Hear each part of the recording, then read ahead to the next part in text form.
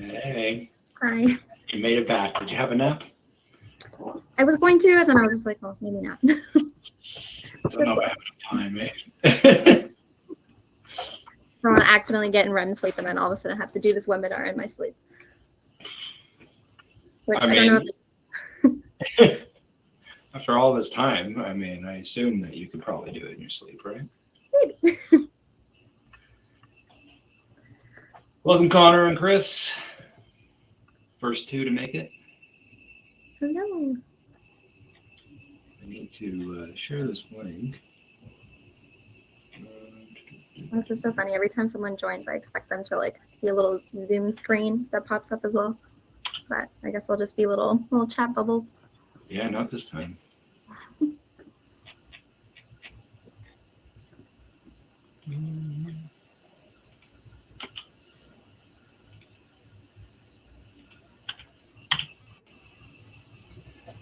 Jeremy Anderson, welcome.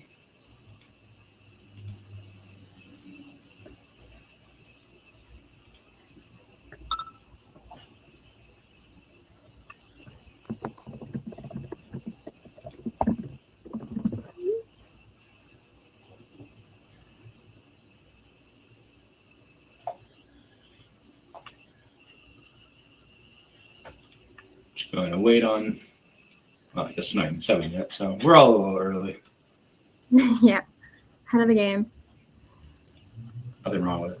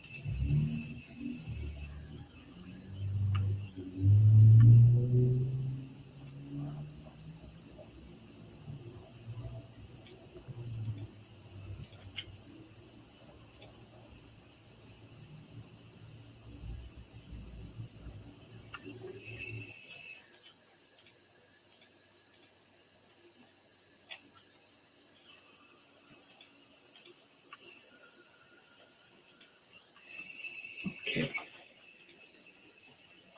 So few people.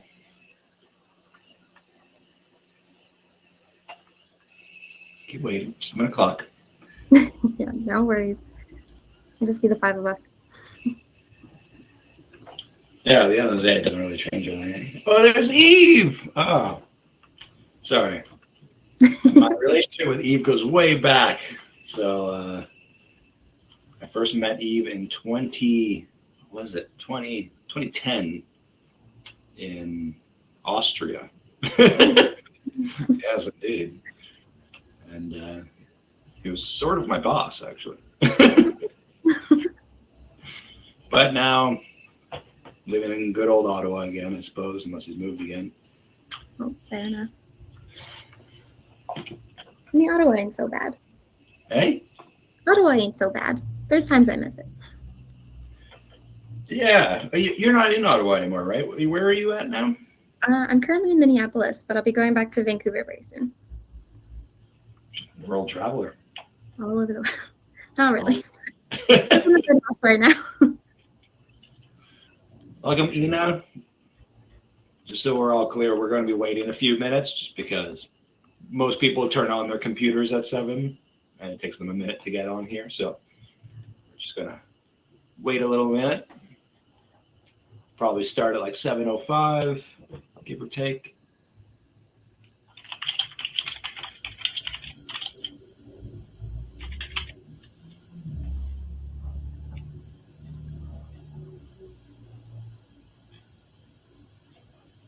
If anyone has any random mushroom questions, feel free to type them in the chat. If you have any questions, whether for me or I mean, it's fine either way. We're good. We're happy to answer any questions that you have, if we can answer them. That is, of course. Yeah, fingers crossed. I'll just make some stuff up.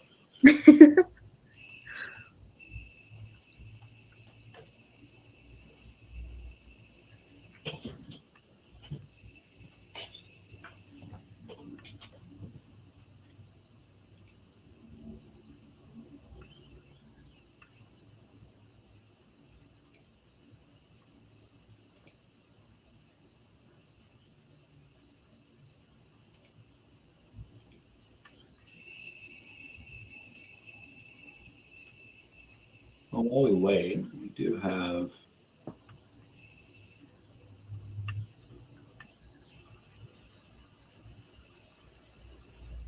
Is that your Instagram? That's your Instagram, eh? Mhm.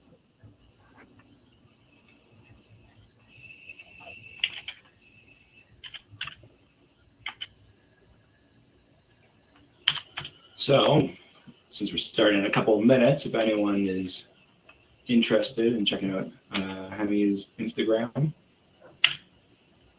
there's the link right there.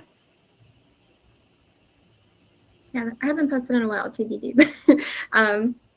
But there will be a lot posted very soon. Just in the process of wrapping up research and projects right now, so there will be a lot that will be landing there soon. Some interesting stuff on there, though.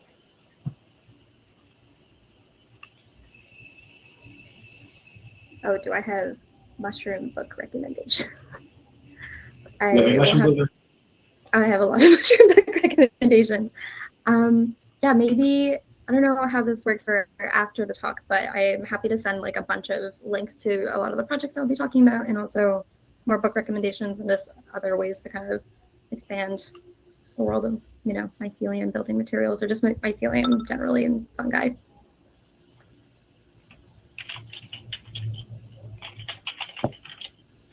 Entangled Life is a pretty solid book, I admit. Mm-hmm. Connor, do you have the newer version, the illustrated version, or do you have the older one that isn't illustrated?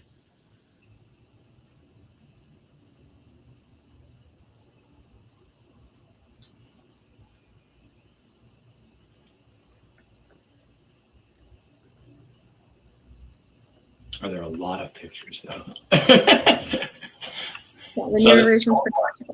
Yeah, I think the original has like 3 photos. Or like, yeah, there's like a little. Yeah, right in the middle. Quite do the book. Yeah, they put out a new one like within the last 12 months, anyways. That is just full of images. Yeah, I saw it at a bookstore and I was like, oh, I already have the old version, but then there's a part of me that was like, I think I just need to buy the new one too. All right. I mean, the trick is to buy the new one and sell the old one to someone else. I mean, actually, I just applied. Hey? I'm not going. I was just going to say I have a bookshelf full of mushroom books, and I recommend most of them, but each one of them is so. I mean, I feel like every topic has like one book. Like each one is very niche. So it's like growing mushrooms book. Foraging mushrooms in this specific location book. Remediation book. Yeah, there's a lot of classic pillars there.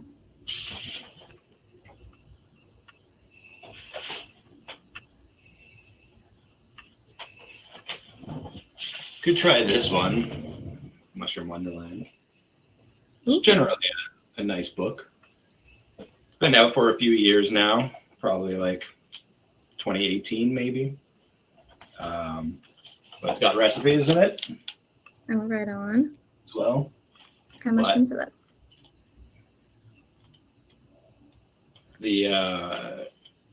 I'd say it's more of like a culinary book, but it talks about, all sorts of different things about them. But the Jess Starwood is the author here, is a chef, but she's a forager chef, and she's on the North American Mycological Association's culinary committee as well. She's she does a lot of, if you see like some really cool graphics from NAMA on their Instagram and stuff like that, she's probably the one who did it because she's really talented with her photography, her artwork and everything. I don't know how she does it, but master of all skills somehow. Wicked. One of that. Yeah. So it's been 7 minutes now, so we're into it. I assume people are going to join us as we go, or maybe everyone just forgot. I don't know. We'll see how this plays out.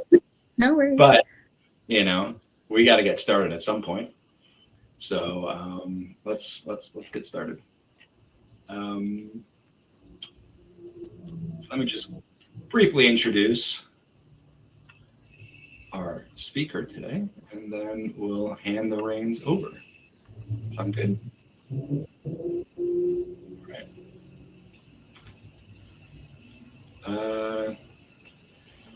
So, Hemi Patel, I'm pronouncing that right? Okay, great. Designer, maker, thinker, feeler. Deeply fascinated with reimagining our built environment with our fungi friends. Through her studies and lived experiences, Hemi has become acutely aware of the ecological impacts of architecture and how disjointed our built environment and communities have become from the ecology of the earth, which is a terrible thing. Look into concrete, it's awful. Hemi's research is focused on exploring the potentials of mycelium-based materials in the field of architecture and is working towards developing a holistic design process that bridges the gap between the disciplines of science, engineering, design, and art in pursuit of a more responsible and kind future. So this is our wonderful speaker, Hemi. She is going to be our last webinar of our winter series this year. And we'll be starting our foraging, in-person foraging trips in the woods around Ottawa. Probably in mid-June, we'll probably be sending out our listings for all of our events this time next month, more or less. So keep an eye out for that. But otherwise, this is our last thing for the winter season. And we're so excited to have Hemi here to present. And I'm looking forward to this. This is something a little bit more outside of our usual field of specifically just, mushrooms for eating or medicine, but, actually utilizing it in a more functional manner within our society. So I'm really looking forward to this, and I hope you are all looking forward to this. And without further ado, Hemi, take it away. Sounds good. Okay, I am going to share my screen and hopefully nothing breaks. Okay, can you all see what is happening? Can I see what's happening? Can I still, well, I can't still see my screen. Oh, where can I? One moment while I figure out where my notes are. Okay, anywho, oh, that is not working. Sorry, all my screens have disappeared. I'm gonna stop sharing for a second. Oop. Rob, it's like we did a test, but that test didn't matter. Okay. It happens. Share it. My bad. Okay. Okay, perfect. I can see everything now. All right. All right. So welcome to Myco-Material Stories with Hemi. And so this whole presentation is essentially about how we are building with fungi. And I just want to start off with a quick land acknowledgement, acknowledge my presence and privilege to work, learn, and live within the traditional homelands and unceded territories of the Dakota people, aka Minneapolis right now, which is where I'm doing my studies.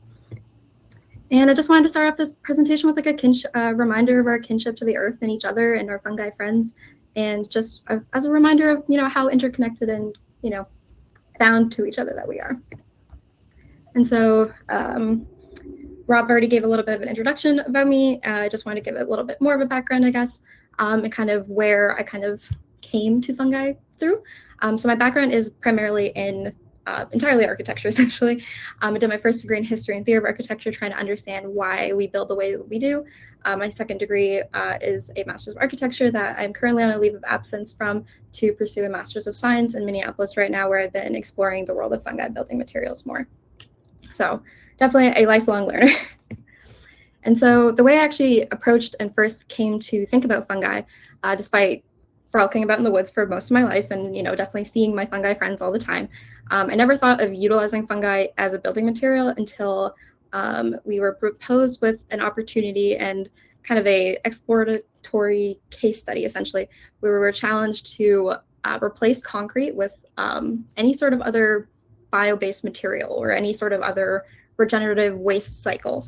And so we, my fellow peers and I, we were looking at ways of replacing precast concrete panels in a pre-existing project and how we could reimagine that with fungi instead. And then from there, I started looking at our waste systems and doing a lot of extensive analysis in how we utilize our waste and also how we just throw a lot of stuff away, and did a lot of deep diving in Vancouver waste cycles and reimagining how we can utilize waste streams in mycelium. And this was also a kind of an experimental phase where I was exploring how to fuse mycelium bricks and how to actually go through the process of growing. And then kind of went more in a nerdy realm, and I also started to explore how to actually build with these materials in CLT wall construction. And CLT is cross-laminated timber, which are essentially these like pre-made panels that also are kind of cross-laminated the way that mycelium networks are. And so kind of exploring the potentials of how those wall assemblies would perform. And yeah, so that's a little bit of my background. Kind of most of it has been grounded in architecture. And so now, as I've been moving forward, I've really been curious and exploring how this new, very, very new industry is being explored and developed and defined. And when we really think about materials, materials are us, materials are a story. And I just, want to ground ourselves in for a moment and just, everything around you is made of material. And so when we think about where those materials came from, we as humans have been kind of performing this alchemy for ever. It's kind of our, defining human characteristic of us being able to see something, take something, and transform it into something else. And a lot of that are extractions from the earth. And so I really think as we move forward and start designing with this living organism, that we really need to think about new holistic design practices and new ways of approaching and processing materials. And so, yeah, fungi are growing, creative, intelligent, explorative life forms just like us, and that we do share nearly 50% of our DNA with fungi and are more closely related to them than plants. So I think as a designer, I think it's really important to consider that these aren't just things for us to use, just how we use a lot of other things on this planet, and that we should really try and form a more meaningful relationship and also a relationship of teaching and knowledge exchange. So yeah, this definitely is like a really core part of the way I want to navigate this conversation forward, and also just plant some seeds about how you all think about mycelium-based materials in the future. And so, at least for my personal research, I just wanted to give a bit of a probe. I won't be going too much into this, but if you are curious about this conversation, follow me on Instagram. But my project is really focused on like what is the sacredness of materials that we're forgetting as we built our new-ish world with new materials. And I'm missing a slide. Anyway, and so more emphasis on that is really about how we can learn from fungal networks and how that can basically how the adaptive behavior of fungal networks can teach us about our material ecology and our actual built environment. So kind of translating the way that fungi work as an in-between translator of how we can reimagine and rethink and reconnect things in our built world. And so diving into the circular economy, and I'm sure maybe some of you have heard about this before, but processes of life, decay, and death are all really, really important, at least in ecology. And in our current economic and also like just general industrial systems, we have a very linear system where we kind of take, make, and dispose. And in a ideal future, we have more circular economies where we're using, but not just recycling. I think questions of design really come in and how we reuse and repair objects and also materials. That really is a question of design. Making something repairable and reusable is something that designers need to be considering and thinking about. And also how these things that we're making also re-nourish a system, because that is something that we can learn from fungi, because fungi are that in between. They are the decomposers. They are that kind of like link of life. So I think taking that as we move forward with how we design with mycelium is really, really important. And so bio-based, I think it's really important to just kind of understand all of these bios. There's so many words and terminology. So I'm just going to kind of give like a really brief overview of this. And then if you're curious about anything more, there is plenty of literature, plenty of conversation, plenty of YouTube videos about all of this stuff. So broad umbrella, I generally work with like bio-inspired design, I think is like the big umbrella topic. And so I'm sure some of you have heard of biomimicry, where designers work with the intention to mimic the functions of nature and implement those into their designs and think about how we can replicate those systems. Biomorphism is when we try to create things that look like nature, which is nice, but doesn't really, creates nice visual effects. But in terms of more functional aspects, there's definitely limits there. And then when we think about bioutilization, that's when we're using biology and using agents in the world, but also like other systems that we can utilize and manipulate to kind of serve whatever end purpose we're going for. And I think bioutilization is at a point right now where we could go really, really dark with it. So it's like we really need to make sure that we don't get nasty and do things that could be really not good for the planet, because there's definitely a very extractive process that we've been working with the environment for a long time. And when we think about bio-based materials, we could also over-extract and process those materials in really bad ways. So I think there's a really important point where we're at in how we develop these new systems in manufacturing and development and kind of more industrial processes, and considering more meaningful and impactful and holistic approaches towards all this. And so when we think about biomaterials, so there's like the big umbrella term, biomaterials. And then inside of that, we have bio-based materials. Inside of that, we have biofabricated materials. And there's also adjacently biosynthetic materials. So, and then inside of biofabricated, we have bioassembled and also biofabricated ingredients. So kind of a bit more of the definitions of this. So we have biomaterials, which is kind of like a really large, big, another umbrella term. And then when we think about bio-based materials, this is where we can kind of consider like wood and other sorts of like things that are composed of biomass. So these sort of materials like mycelium-based materials would technically be a bio-based material, but then furthermore, it is also a biofabricated material because it is fundamentally utilizing the growth of this organism as a means of producing a material. And I won't go too much into the other ones because I think we'll stop there because I don't want to overload you guys with definitions. So yeah, when we talk about mycelium-based composites, those are biofabricated materials, and we call them mycelium-based composites because the base is mycelium, and then the composite is a substrate that you're growing it through. So any sort of mycelium-based material or product or whatever you see will never be composed of just purely mycelium. The root structures itself, and this fundamentally comes back to how fungi eat and how they grow, because they basically put themselves inside of their food to grow. So, they're not like animals where they go like hunting for food or looking for it, or they're not like plants where they use like the sun and other sort of processes. Fungi literally inhabit their food source. So they kind of can't exist without a composite.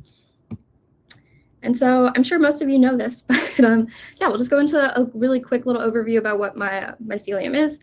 And so obviously not all fungi have mushrooms, but most of them do have hyphal and mycelium networks. And pretty much it's just yeast that doesn't have large, vast mycelium networks. And so these networks are basically created of tiny hyphae, which are essentially the main thing that we are building with. And I assume you as mushroom experts all mostly know this. And so how do we actually go about making these materials? So generally, this is kind of like the most basic approach. There's definitely other more complicated approaches, but in two sense, in research right now, we have the exploration of formwork and we have the exploration of 3D printing. Those are kind of like the main ones that are happening right now, and they're all kind of variations of the two. So where does this all start? Well, first you want to take a sample from a mushroom, you want to cultivate that sample in agar to kind of cultivate that mycelium growth. And from there, you want to create that combination, that composite material with your substrate. So that substrate is kind of where that magic can happen, where we can begin utilizing waste systems. So we can use textile waste, we can use wood construction waste, agricultural waste, paper waste, and there's all sorts of other waste products that are being explored. People are just feeding mycelium all sorts of things right now, like plastics and a whole bunch of stuff to see like how fast it'll eat it, if it can eat it, what happens if it eats it. So there is a lot of really, really awesome work happening. But so yeah, if you ever trying to do a career pivot, the world of mycology and mushroom building materials is definitely needing people. But anyway, so this magic happens in the substrate. You want to obviously sterilize and process this and create something for the mycelium to eat. And so once those two things are brought together, you want to let that mycelium grow.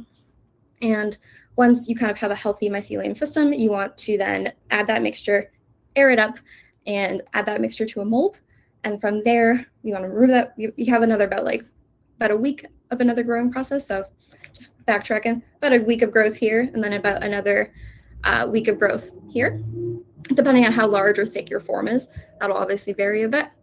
But generally speaking, healthy, happy, in the right environment and climate controlled setting, you can have pretty quick growth, especially with the types of mushrooms that I'll be discussing a bit more later. And then from there, essentially you just want to bake or let that material naturally dry. If you place that material out in the sun, it will probably dry out. Whether it dies or not is a whole other thing. But the baking process essentially kills off the mycelium, and then you just have the kind of mycelial skeletal structure that gets left behind. So your material will shrink a little bit, and essentially all the moisture will get dried out, and then you'll just have kind of the composite material left over. And then you have ready to use material. There is some other steps that can be added into here if you are trying to create more robust materials. I'll talk a little bit more about structural bricks, and we'll kind of go through some fun examples with that later. And then, yeah, once that building or that material has lived its life, it can be composted, which is great. And so with 3D printing, it's also a very similar process, whereas this substrate material, instead of it being, the usual kind of, it just looks like dirt with mushrooms or like mycelium growing in it, it would actually be made more into a kind of putty-like material, and essentially liquefied further so that it could be put into a 3D printer, which works exactly how you would imagine, where this kind of, inoculated material is kind of pushed through a syringe essentially and then plotted using computers and such. And then that is then also given the same amount of time to grow and given the same climate controlled environment, and then is also dried or baked, and then is also then ready to use. And so just kind of visualizing that, you have your agar plate, you have your substrate, and then you have your end product here. And so the mushrooms that are the most commonly used for this are oyster mushrooms or platypus. Oh, wow, I cannot talk right now. I'm just not even going to try and say that. Or reishi mushrooms, Canidarum, lucidium. So these are the two most common used mushrooms. Oyster mushrooms are definitely the cream of the crop right now. They are our most successful fungi building material candidate. A lot of mushrooms have been tested, but because of how safe this mushroom is, because of how strong it is, how fast it grows, and its capacity to consume a lot of different things, and it also just being very resilient to other bacterial growth, makes it a really, really promising candidate for bio-based materials. And also coming back to the circular economy and kind of circular systems, oyster mushrooms are also very delicious and really, really good for you. So awesome thing to kind of be growing with while being able to utilize the byproduct of growing these mushrooms. Reishi mushrooms are also proving to be a really, really awesome candidate, but oyster mushrooms are definitely the cream of the crop at the moment. And so depending on what mushroom you use and what substrate you use, you get a whole variety of different results. And this is kind of where the fun experimentation comes in, depending on your kind of equation of your species, your substrate, and the method of production. So you can kind of get a really, really wide-ranging swath of results, which is awesome. And so I don't know if we have any nerds in the mix, but if you guys are curious about density, structural qualities, insulative qualities, and how, just other more architectural variables that people are trying to study and hone in on as much as possible, there's like a lot of really, really promising research that's being done about these materials and kind of their actual performance qualities, which is fantastic. So yeah, at one point there was kind of no hope for it being a structural material, but there is hope now, so that's great. And aside from it being architecturally sound, it also has like great acoustic performance. It's naturally antifungal. We have that, like I had mentioned, the circular economy aspect where we can have food production and also like integrate waste systems into that system. And yeah, just generally pretty awesome. And so I know we had talked a little bit about, I think, Robbie, you were talking about how there's a lot of fungi being used in other industries. So obviously we have food and health and the environment, but also the world of materials is a huge booming industry, and there is a lot of investment happening in these industries as well. And yeah, just a lot of promising work being done in developing this stuff further. So yeah, if you're curious to learn more, I definitely encourage you, because I'm sure there's someone out there looking for more people to learn with. And so if you guys are curious, I would definitely recommend looking at Ecovative, MyCore, and Mogi specifically about more architectural materials that are being developed right now, kind of a more industrial, professional, finished product level. Yeah. And it's just a little bit of an investment map of like, these industries are booming and they're only going to get bigger. And so when we talk about buildings, why fungi in buildings? So the built environment and buildings and our kind of cityscapes account for nearly 42% of global CO2 emissions. So architects and people that are building buildings are definitely pretty accountable for this and the way that we design and the materials we choose. So when we have about nearly 15% of that just being our materials, we really need to rethink the materials we're using.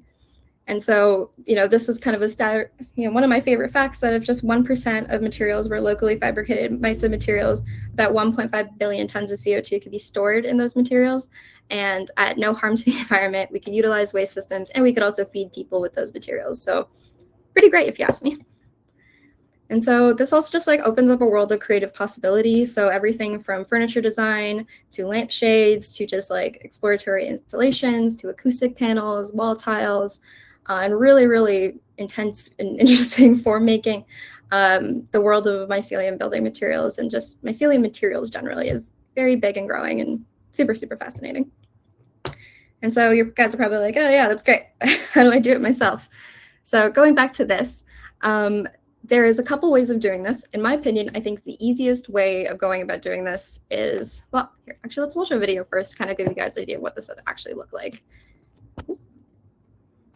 How do I play you? No. Uh-oh. You gonna play? Oh no, Rob. Is it a video? Yeah, it is a video, but it is not playing, and it was playing earlier. Just curious.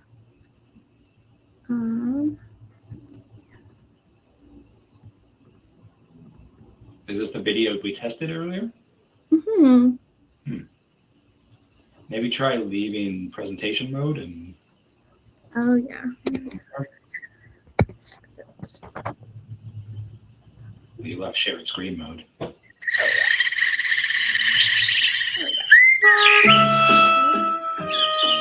Step 1. Collect the mushroom sample.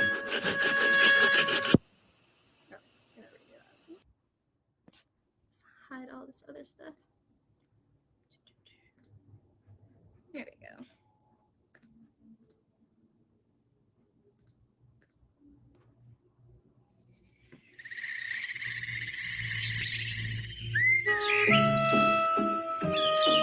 Step 1. Collect the mushroom sample. Step 2. Prepare the agar, a gelatinous substance obtained from seaweed. Step 3. Place the mushroom tissue into the agar plate to grow. Step 4. Prepare the substrate for mushroom expansion. A mixture of agricultural waste, sugar, cat food, and energy drink. Don't actually use energy drink. Step 5. Place the mushroom mass into the substrate and allow it to increase in volume. This will take 3 to 7 days. Step 6. Remove the mushroom mass from the jar. Break it up into pieces and place it into a brick mold. Step 7. Remove the brick from the mold and wait for it to strengthen. This will take approximately 1 week.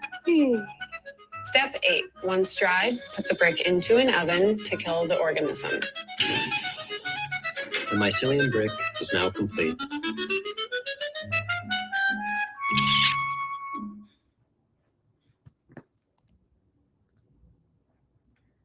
All right.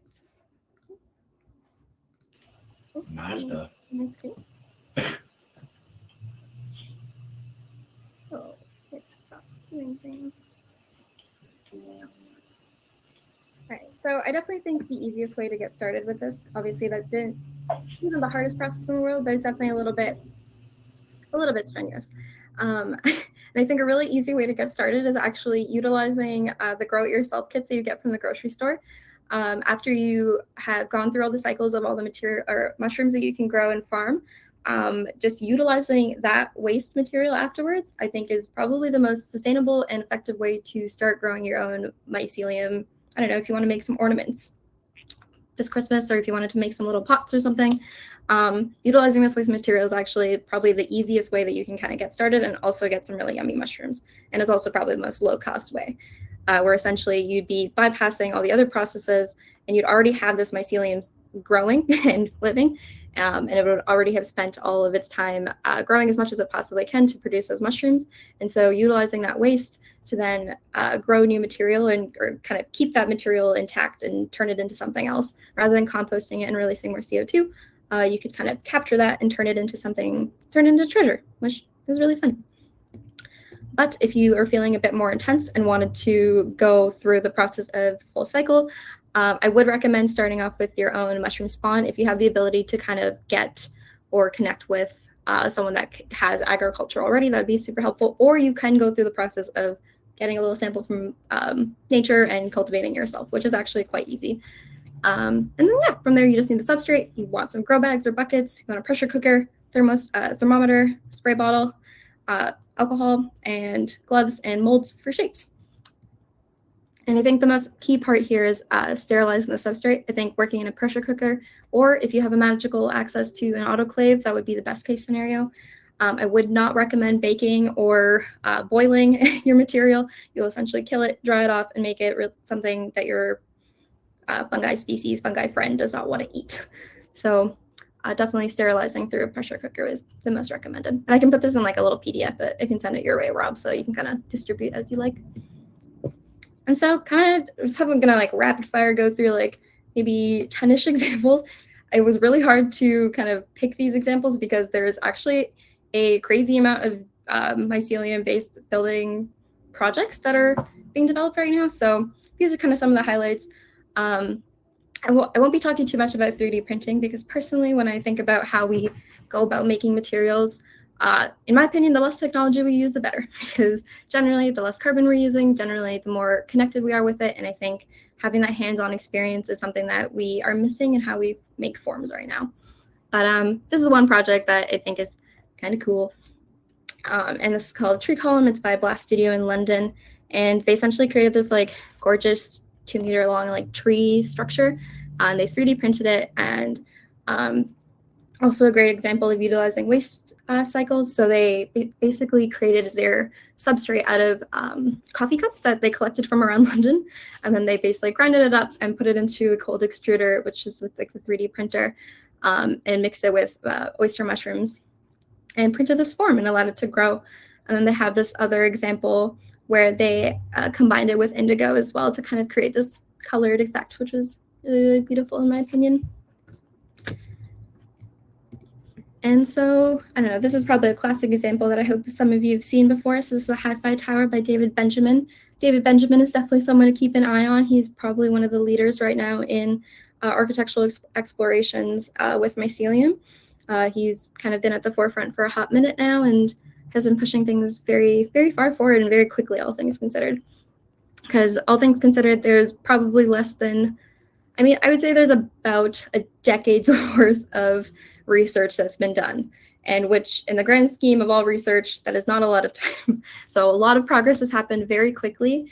And considering that fungi just, received liberation from and have their own kingdom now, like in the late 60s, the world of mycology, considering how new and growing it is in and of itself, it's pretty impressive how fast the world of fungi building materials has like exploded.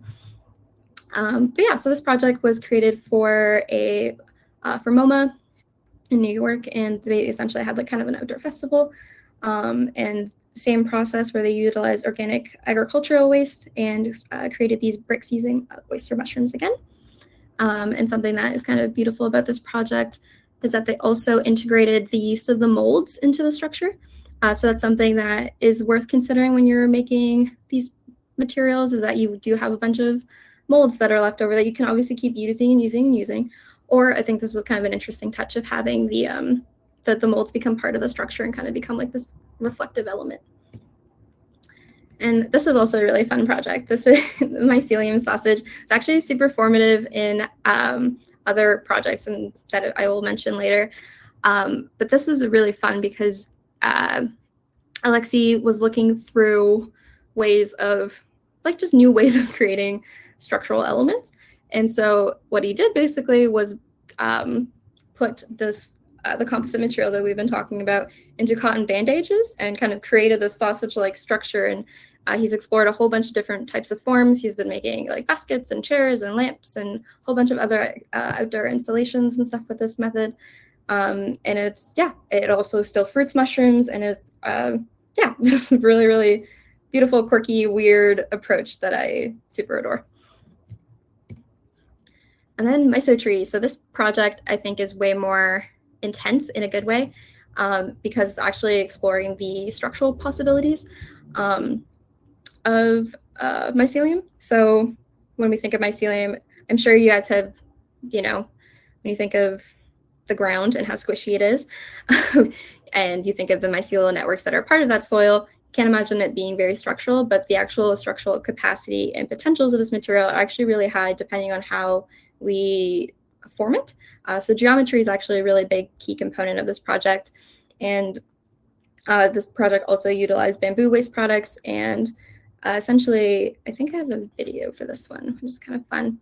But yeah, for this, they had more complex forms, obviously. So they went through a very kind of not too tedious, but tedious enough 3D modeling process, and then printed those forms that they needed for the formwork, and basically created this tree through all of these forms. And then, yeah, I don't know. I personally think it's very beautiful, and it was an ultimately very successful project in proving a new way of utilizing a material that is otherwise not so strong in its structural or in its like compressive and tensile abilities, but when it's formed in a different way, it actually performs really well, which is awesome. Oh, this video is over.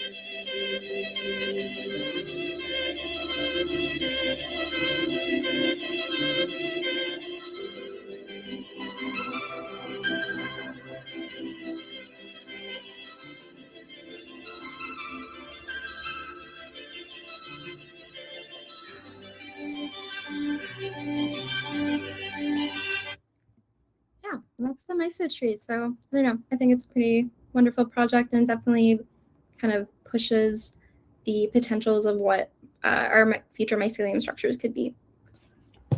And then we have El Monolito Mycelio, and I think this project is so quirky and fun because it really explores the kind of massiveness that we can get with mycelium, which has not really been explored. We usually think of these materials as kind of dainty, thin, fragile, and this project really pushes it to the limit in terms of thickness. I think this is maybe the most thick and beefy project that has been built to date in terms of like actual thickness of material. There's like some thicker insulation panels that have maybe been made, but in terms of one cohesive structure, this one definitely takes the cake.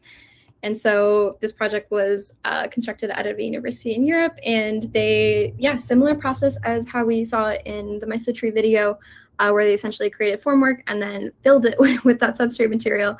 They created this huge formwork and then filled it with all of these bags of pre-inoculated substrate. So this is a grow-it-yourself material from Ecovative.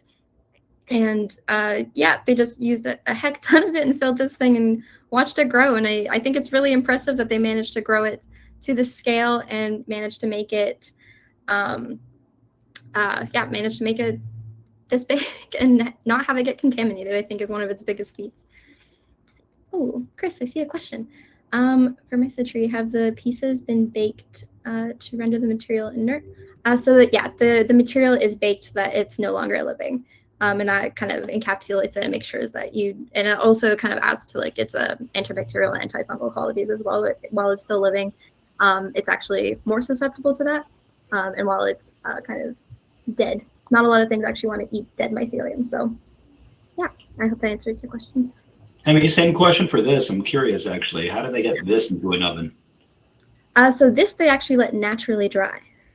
So there is speculation about this. I don't know what's happened to it since, but I'm pretty sure it dried enough that it didn't need to, because it had it sitting out in the sun. Mycelium will dry like actually at a pretty quick rate when it's not given any moisture. So I think they basically enclosed it and just let it dry, and that's how they didn't have an oven large enough to bake it, unfortunately. So they used the power of the sun. So they built this project like in the dead of summer, which is also just impressive that it was able to dry out that thoroughly because there's some chunky walls. Indeed. Mm-hmm. Thank you. No worries. And then so the growing pavilion. So this is probably a project that maybe some of you have been familiar with or have seen on the internet. I thought I'd give it a bit of a shout out because it kind of starts probing at how mycelium materials can work with other materials. So a lot of the other structures that we were looking at are kind of more or less freestanding and are kind of exhibiting the potentials of that material. But the growing pavilion really kind of probes at the potentials of how we can utilize wood and mycelium as well, which I think is kind of a beautiful symbiotic material combination because trees and fungi work together in nature as well. So kind of maybe naturally makes sense for them to work together in our built world as well.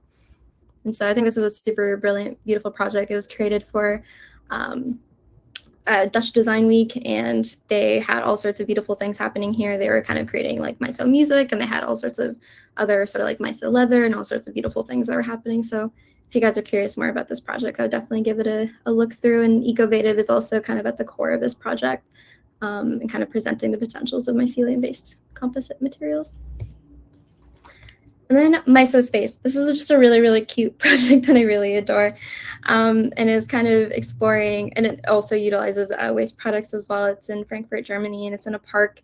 And I think it's just so sweet and really kind of shows the kind of imaginary qualities that can start being explored when you start combining 3D modeled geometry and combining that with the potentials of like wood and mycelium assemblies.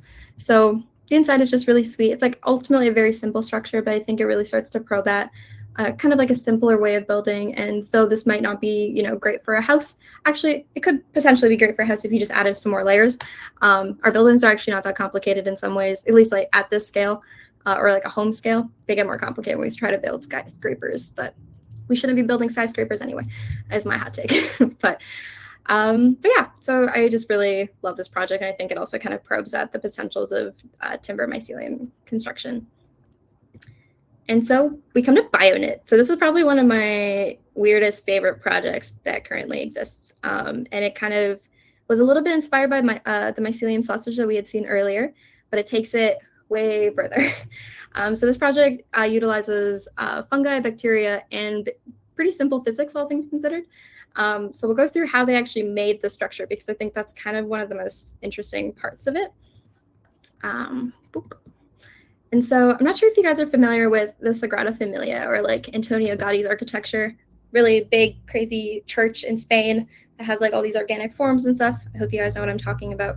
But the way Antonio Gaudi, that architect, had actually designed his buildings is very similar to this, where you just use basic physics to kind of create those, the ideal arch forms, essentially. So they use a very similar strategy to this, which I think is like kind of awesome. And essentially they just hung this structure. And so they used 3D printed fabric. It's a linen cotton blend, because mycelium really likes high in lignin materials. So wood, cotton, linen, great candidates for mycelium to eat. And so, yeah, the way that they designed the structure kind of proved that it was able to have sufficient compressive strength to support a freestanding slender bolt, which is quite impressive. Given it's not humongous, but I think it's still really, really cool. And this picture looks kind of gross, but I think it's really fascinating because they use this bacterial cellulose as like a tactile skin to kind of protect the mycelium and help it grow further, and also kind of like a biohybrid combination to kind of be able to essentially protect the mycelium in its environment while also providing it further nutrients and further instilling like a sort of new skin that was then later peeled away, which I think is kind of gross, but also really, really cool.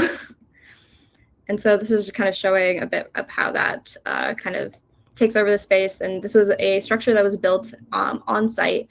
And essentially they kind of created all the parts and then put it all together in the space that it was going to exist in at the OME. And yeah, so I think it's just super, super fascinating. And yeah, you just get this like really beautiful combination. I talked about textile waste being utilized. This unfortunately isn't like textile waste. From what I understand, it is possible that they, that's something they haven't like published too much about, was actual textile processing. I think there's probably some other papers about it, but essentially they used that cotton linen blend and 3D printed this form that they then put the mycelium into those web-like structures.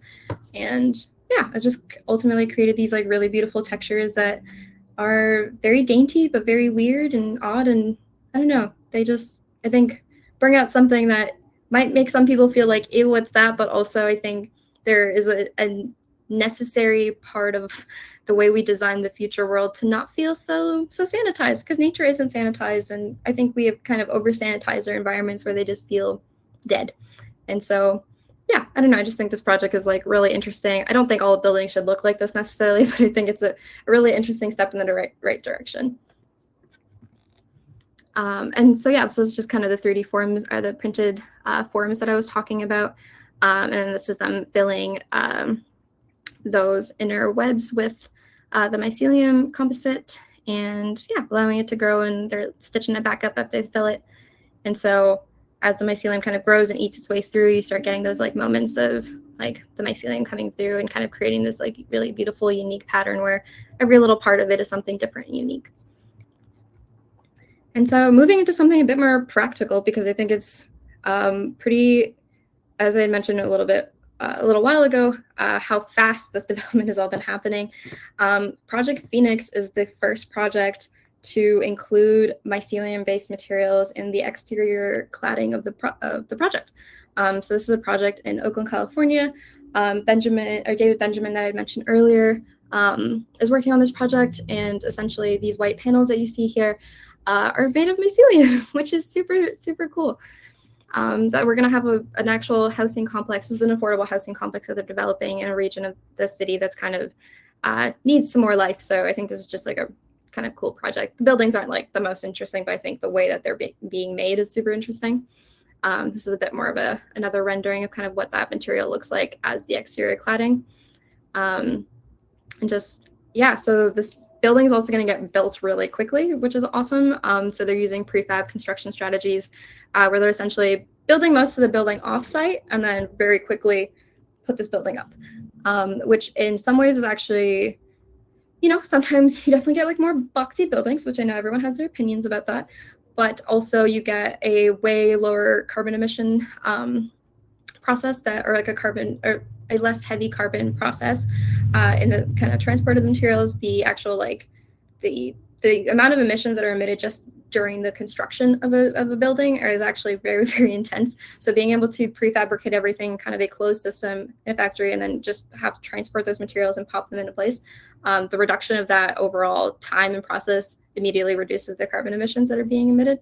And because we're using mycelium in all of the exterior cladding, that is a lot of surface area, and that is a lot of mycelium that is storing carbon, which is awesome. And so this exterior cladding is actually coated in a fiberglass, so you can kind of see it here. The actual mold that it's being grown into actually becomes and stays a part of it to kind of protect it. And at the end of its life cycle, when those panels need to be replaced, which they will need to be, these are not by any means permanent panels, but the exterior cladding of most buildings need to be replaced at some point. So yeah, the mycelium and the exterior coating material essentially would be separated. And what happens to that fiberglass afterwards, I'm not sure yet. Hopefully we find a nice way to process that material. But yeah, so I don't know, very, very promising future. And I think this is really cool because I think it really starts to display, it really puts the mycelium on the outside and kind of presents it as something that you wouldn't think of it as. Like when you actually, when you look at this picture, you don't really think of it as something that is, it doesn't look as alternative as the other images is what I'm saying. Yeah. And then MysoHab. So this project is the first self-supporting structural mycelium brick-based building that has ever existed. And it was just launched 2 months ago, or like late February, mid-February. And yeah, this building utilizes mycelium-based bricks, and it is entirely structural. And I know it's not anything amazing, but I think it's a great testing ground to show that mycelium can be used for more than just exterior cladding or insulation or as acoustic panels, which are way more accessible approaches of and reasonable material replacements. But when we think about the problems in the built environment and how much CO2 is being emitted from our use of concrete and steel, replacements for structural aspects of the building is actually way more pressing. So this is super, super promising. And this is kind of the interior. So like the interior bricks have this kind of like, they look like old bricks, like they look like old clay bricks, which is kind of fascinating. Because the project is so new, there isn't like really awesome pictures of it yet. But on the exterior, they have like a kind of clay-based coating to kind of protect the exterior. And then on the interior, they leave the bricks exposed. And yeah, I just have a quick little video for this project.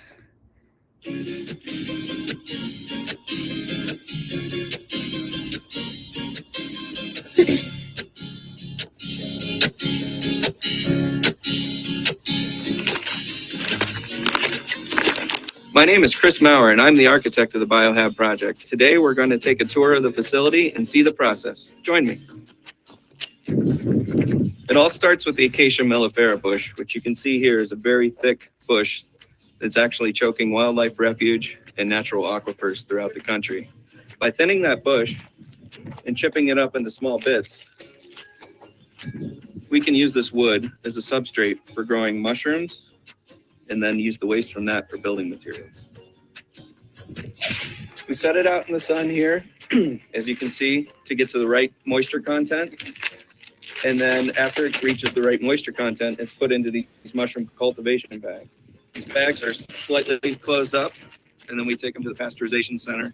So we take these bags and then we load them into these chambers that specially have elements to steam the material. That'll kill off any of the organisms that are in here, so we can introduce mycelium and it'll have free reign of the substrate. They'll take the bags off the shelf so they're cooled overnight. They'll open them up in front of the flow hood, and then they'll introduce a little bit of this mycelium spawn, which is basically just grain. And that's where how the mushrooms will grow. They'll grow directly inside this bag. From the lab, we take the material into the fruiting room, which is where we have the right conditions for growing mushrooms. These bags are put on the shelves here, where they're fully colonized with mycelium. And then once they're fully colonized, we'll open up a little opening, which mushrooms can grow out of.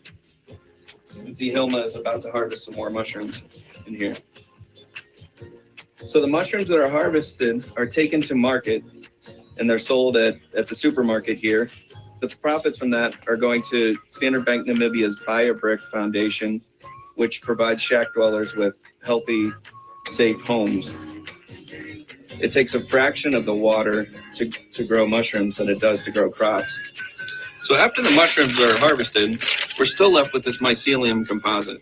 This is the Acacia mellifera bush chipped up with mycelium that's fully pollinated through there. This would be a waste material from the mushroom farm normally. Sometimes it could be used for compost, but we found that the better use for this is to actually turn this into building materials, where the carbon can be locked away for decades. And we put it into a new container that's specially suited for making bricks. And then that is what's suited for going into our brick making press. This is the BioHab brick making press. The mycelium is loaded into here, which is pushed back into a metal form. The metal form is then taken to a brick making oven.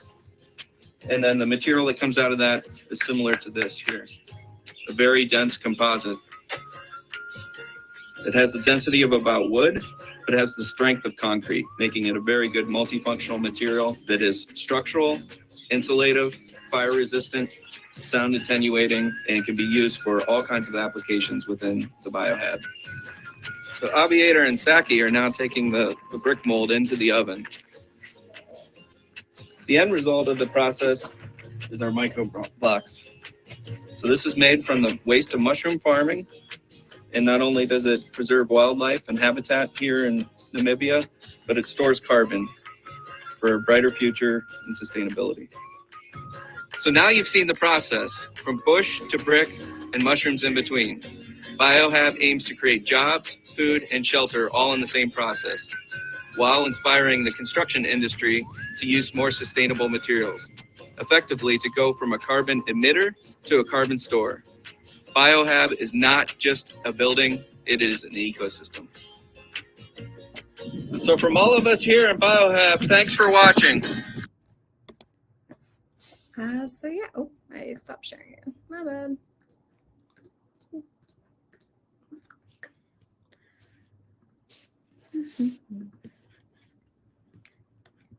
Next slide. So yeah, so that is Chris Maurer. He's actually my academic advisor. So if you have any questions, I will be meeting with him tomorrow. So feel free to direct any questions towards me to direct towards him.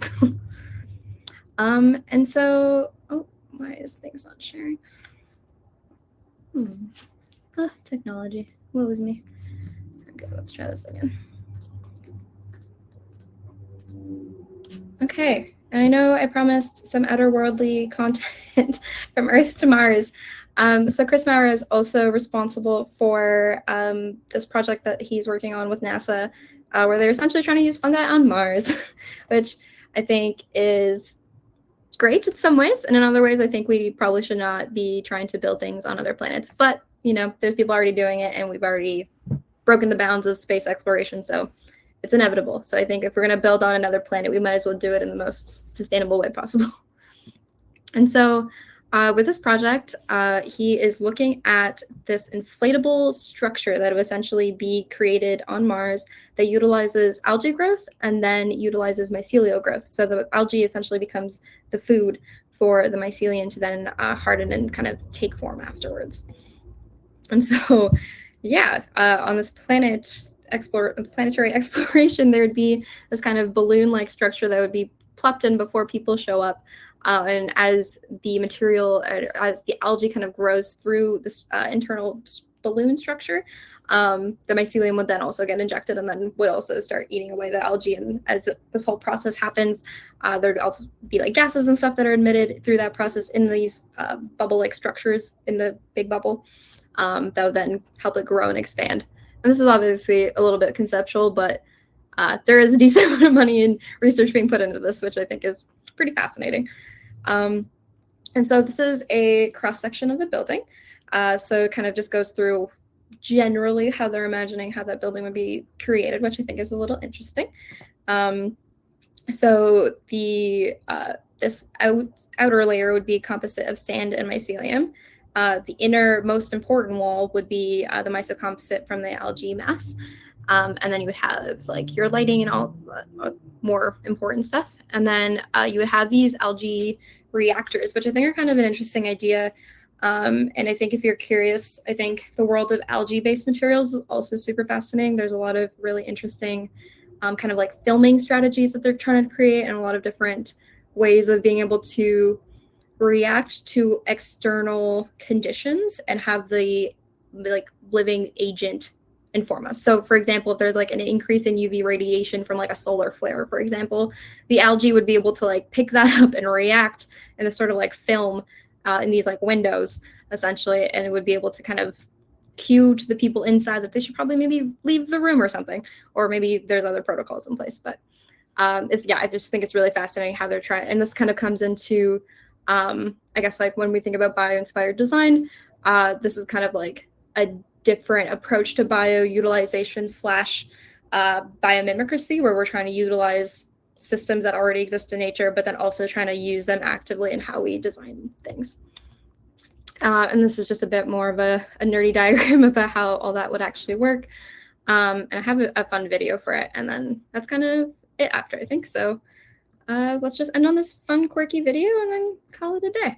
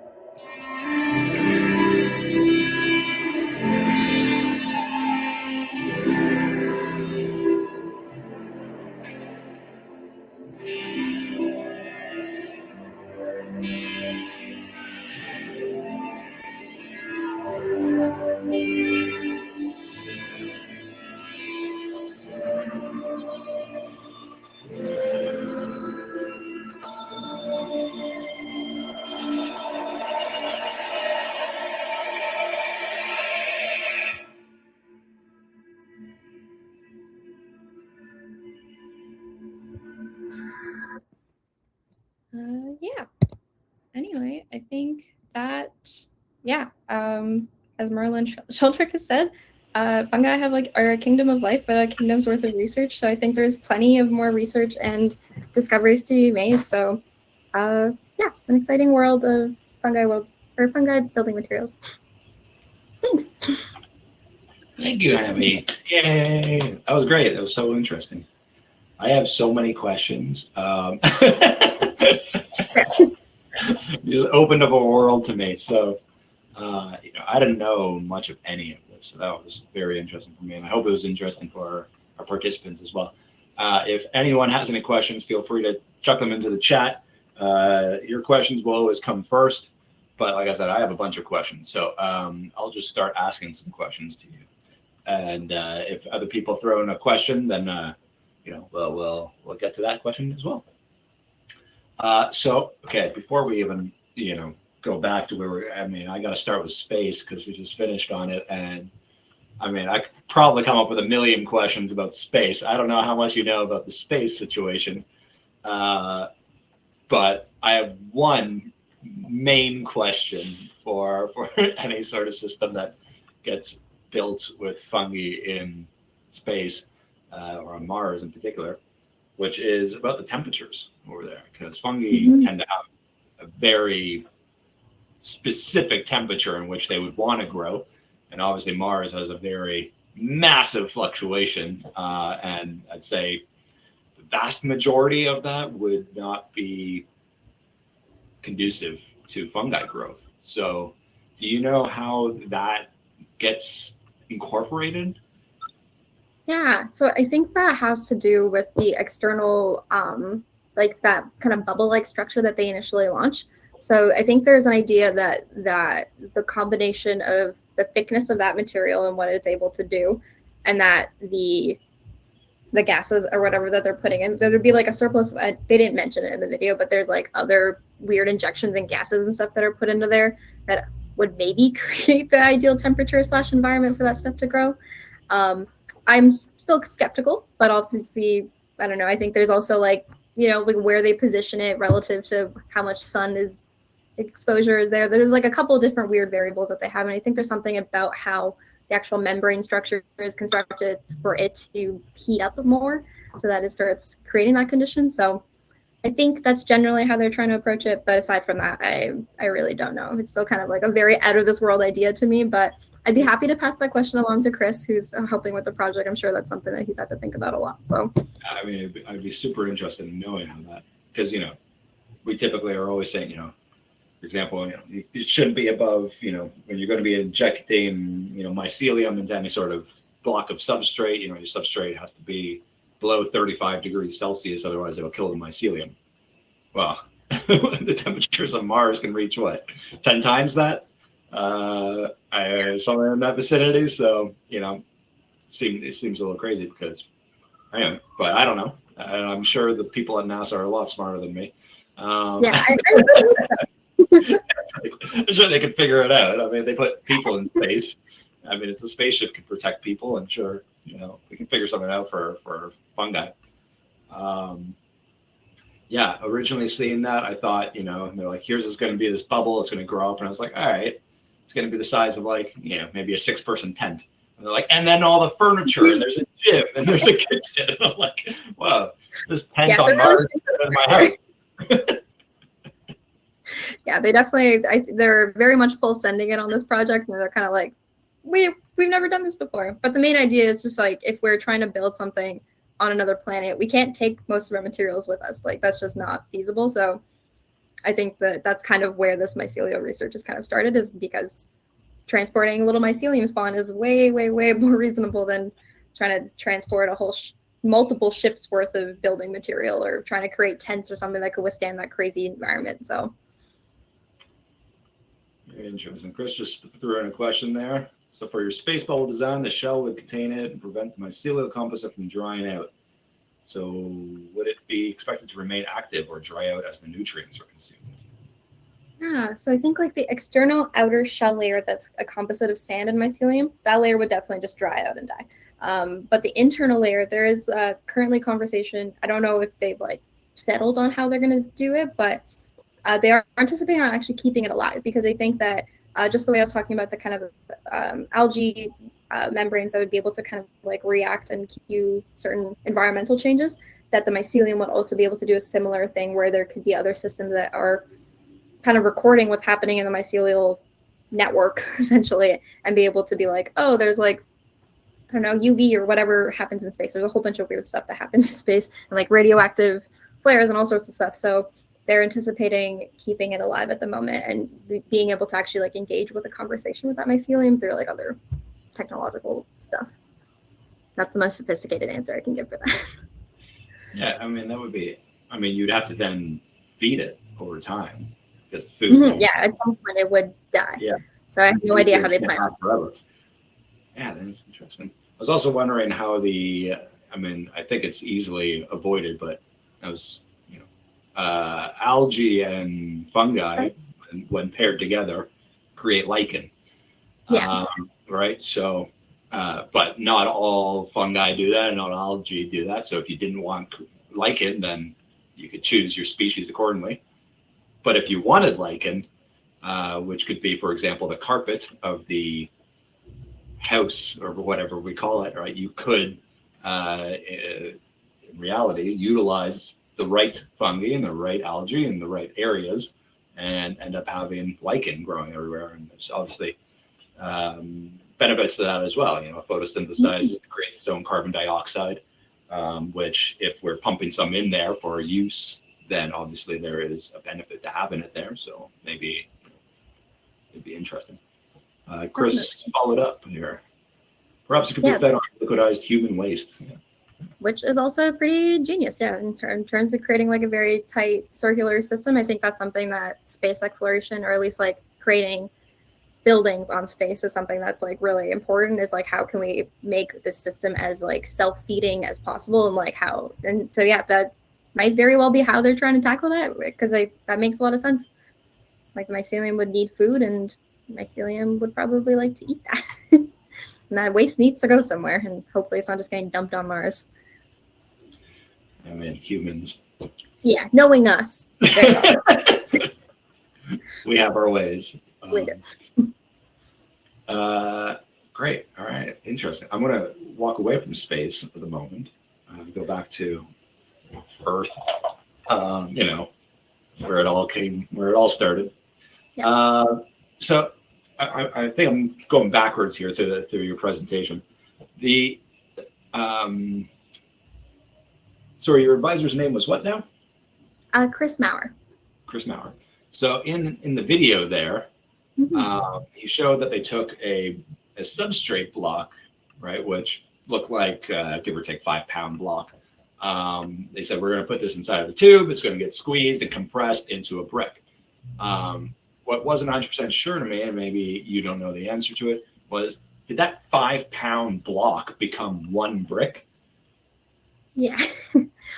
So that's not the direct conversion, but that material gets squished down a lot. Like the amount of like waste material from the mycelium production or the mushroom production is like pretty significant to get something that is as strong. They've like tested variations of like how much, like raw structure they need to get how strong of a brick, but essentially, at least like from a basic physics perspective, it's like the more mass and more entanglement, the more like squished matter you have, the stronger it's going to be, and the denser it's going to be, which makes it perform better.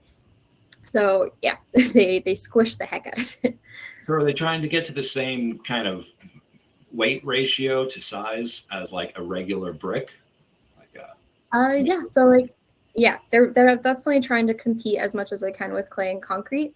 And I think it's definitely it's caught up with clay bricks for sure. And I think concrete bricks, they are kind of a superhero in terms of compressive strength, unfortunately. So a little hard to beat, but we might not be able to build like huge skyscrapers out of mycelium bricks, but I think we can get pretty tall, especially if we utilize them with also like wood structures and stuff. And like, there's new ways of building things. So that is the anticipation.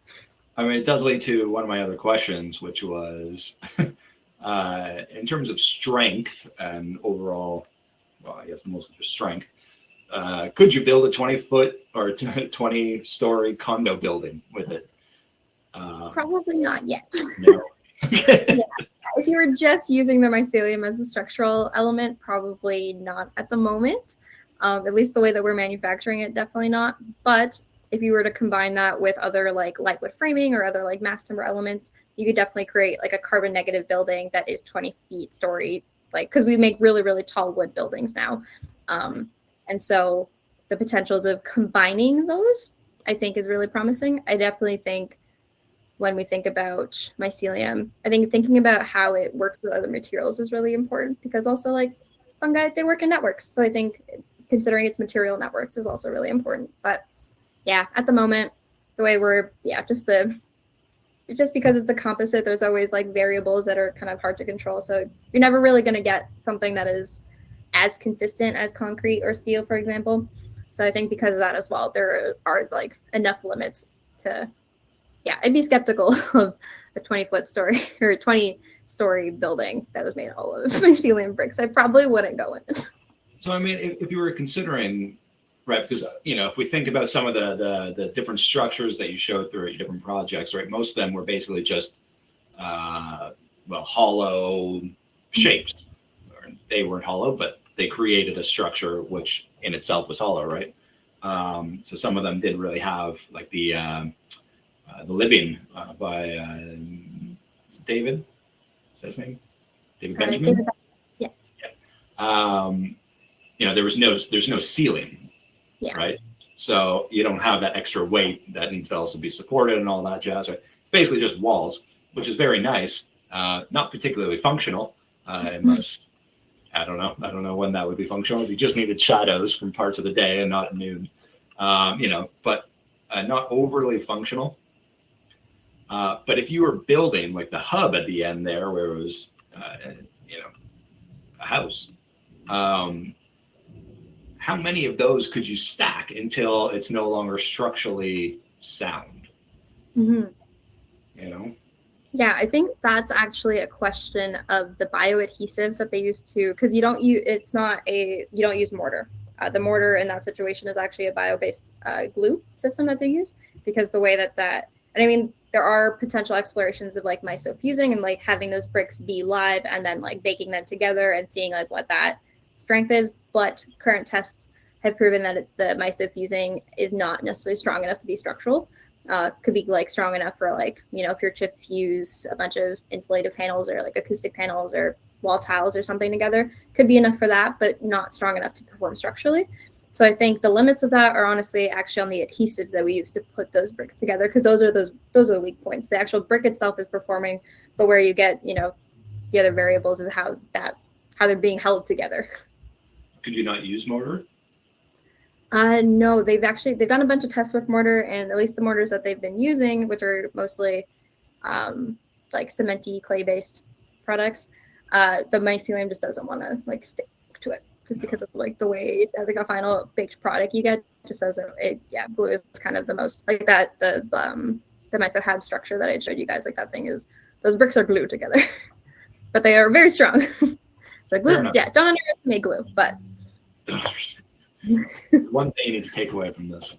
I'm going to read Chris's question here. I'm reading all the questions simply because you won't have the chat on the recorded version. So I just want to make sure that other people have that question. So Chris asked, I wonder if there's any thought of growing living dwellings directly from mycelium, training or shaping it directly into the same dome shapes rather than creating bricks to build with, perhaps having it grow within a form that can be removed, but retain it as living, or even genetically modifying somehow to train it to the structures we need. Yeah, that is a great idea. Chris, you should go into trying to design with fungi building materials. These are the kind of ideas we need.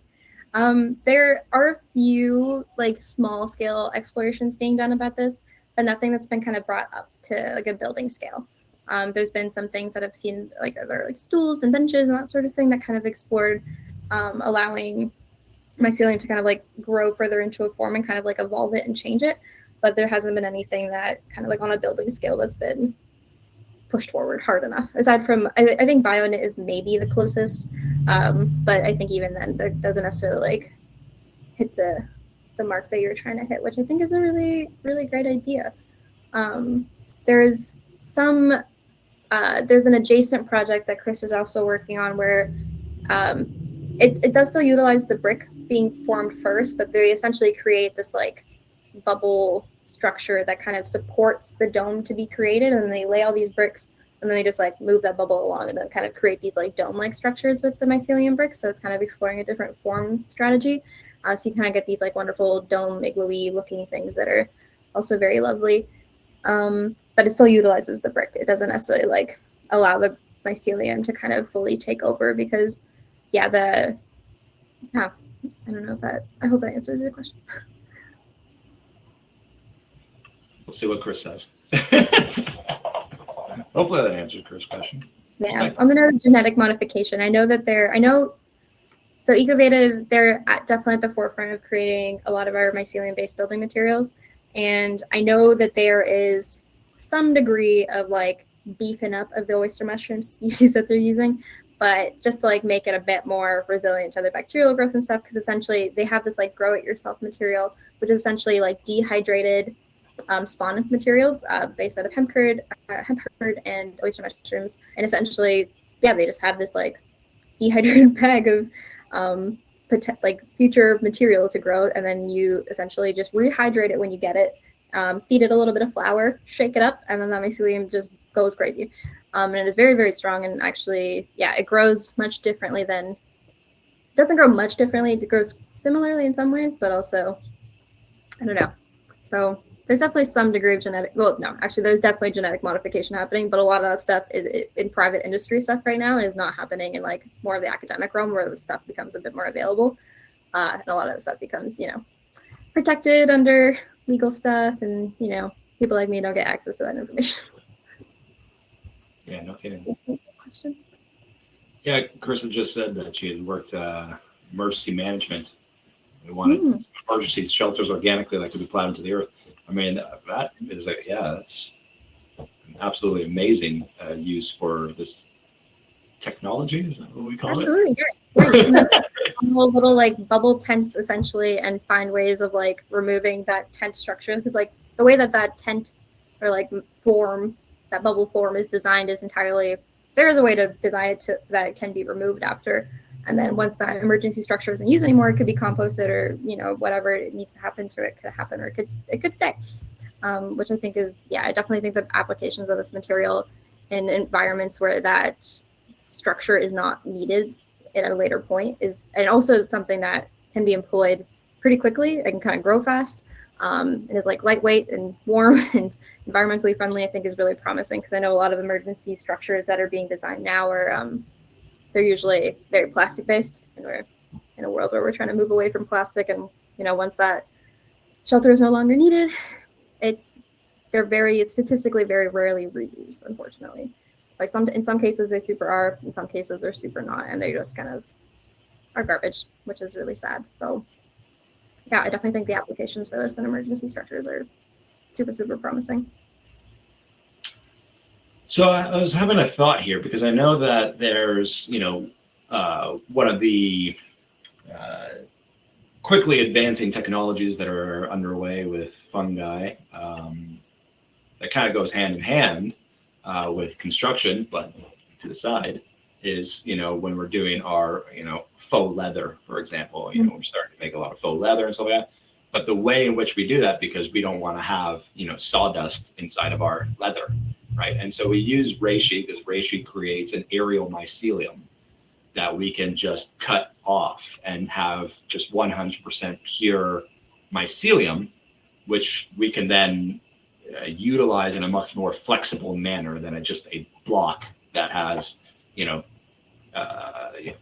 variety of ingredients in it, whatever it might be, right? So having just like kind of the pliability of 100% mycelium, is that utilized at all in construction? Because I didn't see it was really used in presentations, so I'm curious. Yeah, no, at the moment, well, I know like the technology that you're talking about, Ecovative is also developing, and they have like air mycelium is essentially like they're basically creating these like foam-like products, and also creating like branches of leather and all sorts of really, really awesome, really impressively like real materials that you're like, I wouldn't know that this is made of mushrooms for mycelium. So, but in terms of the built world, I think a lot of the construction materials that are being developed are trying to utilize the more yucky stuff, the composite materials that are more complicated and more messy, essentially. And because I think, yeah, I generally think that that is kind of the place where these materials make the most sense. I think the application of these like really, really pure, because like when you do just have pure mycelium, you do also have like a very thin and fragile like material reality to work with. And so the actual, you know, when we think of buildings, we usually want them to be pretty robust. And so the applications become a bit more slim. I saw like one interesting paper that was kind of exploring the applications of mycelium as like film in windows.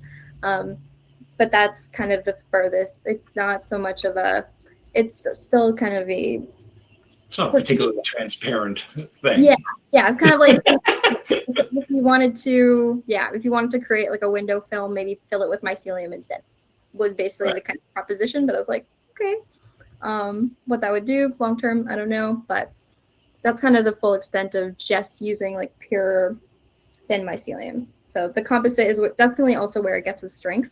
And when we think about construction materials, like the strength factor is just really, really big, especially when you're trying to get a material through all the code and policy and all the other things in place. So if it's not strong, most of the time it's not going to hold against all the codes you have to get through.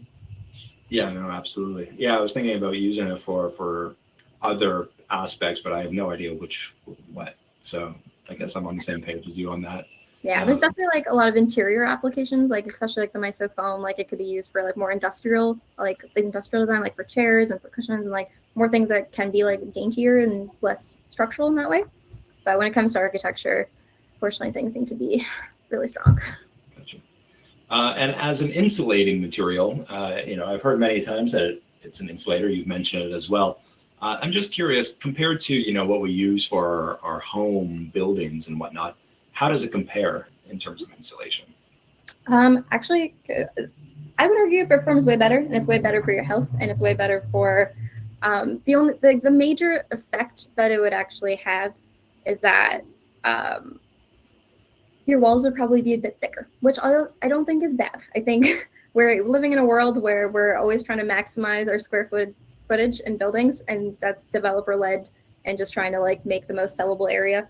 But essentially your walls would get a bit thicker, but because of that, your rooms would actually be quiet, and I think they would be nice. But aside from that, pretty similar, honestly. I think they, in terms of a performance quality, they have a bit of a lower in terms of like most like very high performance, like fiberglass insulation, for example, like doesn't perform nearly as well because that is like a very, very manufactured product. And then you're kind of working with an organic product that's more or less going to do what it wants. But the R value is still very comparable. So like the average R value for mycelium insulation is about 3 to 4 per inch, which is quite good. And the average for most like heavily fossil-based fuel insulated products, it kind of ranges between like 5 to 6, like on the high end. But on average, you're looking at about 4, which is like pretty good. So pretty comparable. But the thing is that most of these mycelium-based insulation panels just need to be a bit thicker and need to be a bit more robust to kind of play the same role. So like you can get away with way thinner insulation for those like high performance insulation. I assume that the insulation, like regular insulation, mostly comes from air pockets to provide. So in this case, would a composite system, because I know that the aerial one, you can grow basically mattress thickness of aerial mycelium, right? But that's pure mycelium. So I would assume that would have a lot more air in it than a composite version of mycelium with sawdust and whatnot that has been compressed, right? Do you think that could be an application and with it as an insulator? Potentially. I definitely think that there is certain qualities of the composites because like wood, for example, like usually most of the substrates that are used are kind of some family of wood, and wood itself has pretty good like R value itself. So the combination of the two definitely performs a lot better. And with most insulated products, the material isn't actually compressed. It's in its full glory, and all those air pockets of the mycelium is creating through digesting are already existent in that product, and they don't further squish it out. So they only do that for the structural bricks. But for insulated products, they allow all those air bubbles and air pockets to continue to exist. And I assume they would still dry out the blocks before they put them as insulators, right? Yeah. Okay. If there's any last questions, feel free, because we're going to be wrapping up here. I still have like a handful of questions, but I know we got to stop it somewhere. So while we wait for that, I do have 2 other questions. So one is a little simpler. You take a wall made of fungi that's been dried out so that it doesn't, whatever. You put it outside and it rains. Or it snows and then it slowly melts into the walls, I assume. No? Would that not cause the walls and stuff like that, or a roof or whatever, to at least, if nothing else, get moldy off of the absorption of the water? Yeah, I think that was a great question. And I think I'm curious about how you're imagining the structure. Are you thinking of like fully exposed mycelium? Or are you thinking of like a building that has like a normal roof and then the mycelium's in the walls? No, I'm thinking exposed. If it was in the wall, you just make that protective. Yeah, so like, so actually there is a project, I forget what university it's at, but they have a mycelium structure where they dried out the bricks and everything and they put it outside, and it's been outside for nearly 5 years. It's experienced rain, snow, sunshine at all the seasons, and it's doing fine. No mold or other. No. I mean, when you think about what mycelium likes to eat, bacteria obviously will go after fungi, but rarely, and also depending on what fungal species you're using, and that's why oyster mushrooms are kind of the go-getter right now, because there's a lot of things that don't want to eat it, and its natural mycelial structures are actually quite resistant to a lot of things that would want to grow on it, and there's also just not that many things that would go after it to begin with. And obviously you might have like squirrels and other sort of critters that might want to eat it more than you actually have. It's actually bigger critters you probably want to worry about more, but even then, most things actually don't want to eat mycelium. Most things don't, like, there are a lot of things that do go after mycelium, but they tend to go for the mushrooms, not so much mycelium. Yeah. Though that does raise a question over like keeping mice out. If you have a house made of fungi, I assume that you have a bigger risk of a mouse burrowing a hole through it and entering your home. But maybe, but also if that does happen, at least it wouldn't hurt the mouse. Because when a mouse eats through your fiberglass insulation, which they totally do, mice eat through anything, at least there's that. But yeah, there's potential for that to still happen. Obviously, like, I think the way that we design our spaces needs to start considering critters more. And I think that kind of ties back to my bigger research of like, how do we design spaces that if a critter does come in, it's not going to cause you problems? Like, can there be a layer of our building where it's just like, it's okay for nature to exist here. It's okay for a little mouse to have a nest here. And it's not going to like make this space detrimental. Okay. Is my answer. Well, you can see Chris's comment there. Will help immensely. Just write a novel. You're going to help. There you go. Now Chris knows how to get a hold of you if she has any questions. Yeah, absolutely. Feel free to email me all the questions. My last question, I guess, to wrap up, if there's no other questions. This was kind of my last big one, was from your expert perspective, what is the single largest obstacle that we need to overcome so that we can start to really see this being used en masse? Single biggest? Oh, I think there's two. I think funding and policy. I think those are the two biggest things to implementing building materials on a mass scale. I think actually getting these, like, even this, like, insulation. Like, insulation is one of the most easy, like, immediate replacement products that is available. And there are so many hurdles that even it is getting through. So that's why the project in Oakland is actually incredibly impressive, that they managed to use that as an exterior cladding material, because the amount of code logistics that product had to go through, and that's probably why it still had to be coated in fiberglass and other sort of be processed differently than they would usually process that product. So definitely a bit of an outlier, not the most ideal case, because you still have like a product that you would kind of need to recycle in a way before it can fully decay. And I think there is definitely a bigger narrative in architecture that like our buildings should be able to decay in a way, because right now we build buildings that in a kind of gross, bad way decay and just fall apart in a state of disrepair and then become garbage because no one wants to fix them, because it's expensive to fix those buildings and renovate them and repair them, and most people don't do them. And so you just have these really sad buildings that no one wants to inhabit. So if our buildings could actually just decay in a more elegant way and have less of a negative impact then, and we rebuild during these natural cycles of around 30 to 50 years is what generally the lifespan of a building, which rarely actually happens. Buildings usually kind of become in a state of disrepair within 15 to 20 years, which is really sad. So I would definitely say, like, funding towards this type of research and policy and code is definitely a big, big hurdle towards any sort of bio-based materials, because fungi is just one of them. There is like so many other biofabricated materials that are being explored, and just funding and research, just letting and promoting more of that, and then finding ways to tackle the code and policy that prohibits it from actually getting used. Interesting. So now we know that we all need to write to our MPs. Yes. And fungi now. Yeah, exactly. Change the rules. Actually, Merlin Sheldrick just did a presentation at the UK Parliament Board of Tech and Innovation or something. So we have people going to the man and being like, we got to think more about fungi. Yeah, there's a number of people doing that, and not necessarily for buildings, but But a step in the right direction. it's a step in the right direction. And hopefully things, we're talking about how fast it's going, and hopefully things will speed up. Definitely. That'd be the ideal situation. Yeah. Also, Chris, I love Grand Designs. It's one of my favorite shows ever. Shout out for Grand Designs. So we're going to wrap up there. Thanks so much, Hemi. So you can find Hemi again on Instagram, instagram.com at hemisphere.designs. Well played on that one. As well as, is it your website? Yeah, your website, right? Hemispheredesigns.ca. Pretty simple. Pretty easy to go. We'll put those, when we post the video, we'll put those into the notes, of course. And anyone can go and visit and ask any questions as they wish, I suppose. Perfect. Yeah, just pop my email into the. Should I say that out loud, or should I keep it quiet? If you want.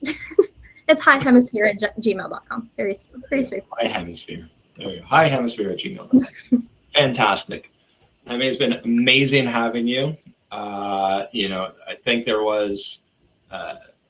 Like I said, I still have a bunch of questions that are just kind of lingering. So, I wouldn't mind having you around. Maybe next winter when we do our winter webinar again, we will have you over again and promote it to all the architectural groups. Yeah, that would be a dream. And it'd be fantastic to have you again. So Thank you again. so much for having me. And thank you to everyone who came to join us today. And I wish everyone a fantastic evening. Thank you. Bye, everyone.